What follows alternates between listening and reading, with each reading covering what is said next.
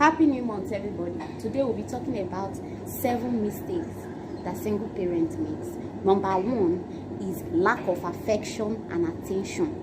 When you don't show your children affection, you don't pay attention to what they do, you don't care. Yes, you provide for them, you pay for their school fees, but that's not enough. You need to show them affection, you need to pay attention. I'm not saying you should bored them with questions because I say you should pay attention, no, but at least show interest. Let them know that yes, mommy loves us. Attention and affection is more than what you just say. I love you, my child, my son, my daughter, I love you. No, it's more than that. It's they feel it. So that's number 1. So that takes us to number 2.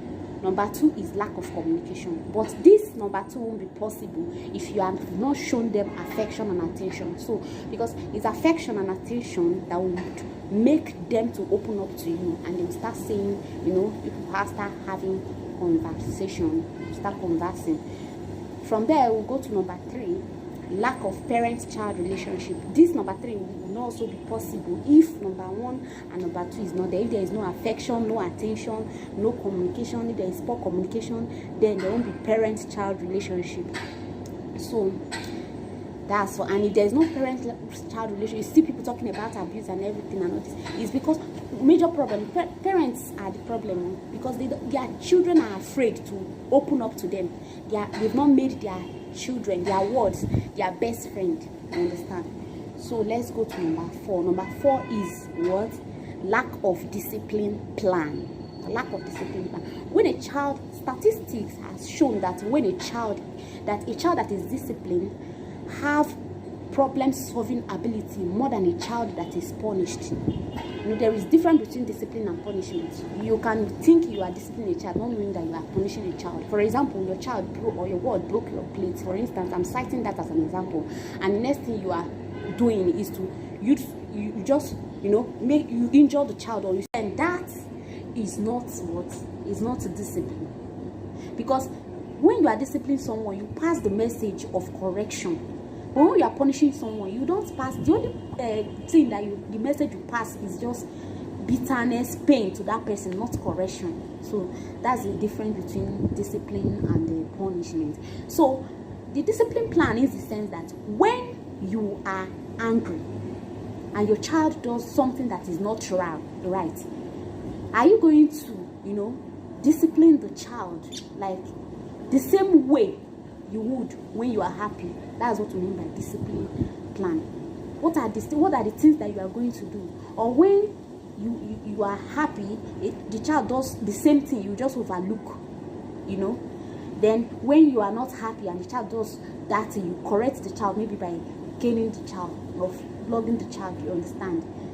When I mean flogging the child, not in a way that the child will see it as wickedness, but also let the child know that what he or she did is not good. Okay, so that's what we mean by discipline plan. So the same way you correct your child when you are happy, the same tune, the same voice, the same everything that you use when you are happy should also be the same way when you are not happy.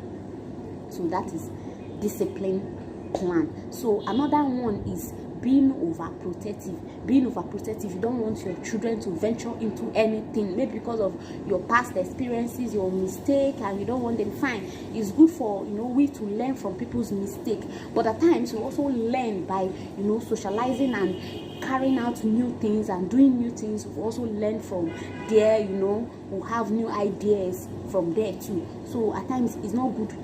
Fine, you can protect it, but don't be overprotective. You understand? Don't project your goals into your children. What you want to be, what you want to do. Only you want to be doctor, you want to be engineer, you want to be this one. Now you are unable to, maybe finally you are not able to achieve those things. But now you want your child to be that. Okay, this child, you must be a coacher, you must be only you must be. What is it? These children, they also have their own goals. So don't just project your goals into them. Don't be overprotective. Don't be an overprotective parent.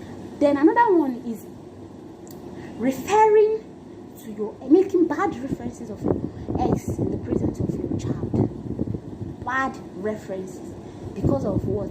Because of what you are not happy, and anytime you are just saying it, anytime people come, you say, hey, this is our mother, this is our father, or this is how you just be making bad references. The child is there, the child will not be happy, and it's also be affecting the child morally, socially, otherwise. It will be affecting the child. So it's also one of the mistakes. Then another one we want to talk about is shaming your child. Shaming your child in the sense that you just want the child, because shaming your child is like a manipulation, because you don't want your child to do a particular thing. You just cook up story, and of course at times the stories might be the true story, but because as far as you are saying that thing at that moment, because you want to put fear, project fear into that child, you are charming your child, and and it's called manipulation. You are manipulating that child because of your own personal gain. That's selfishness. You are selfish.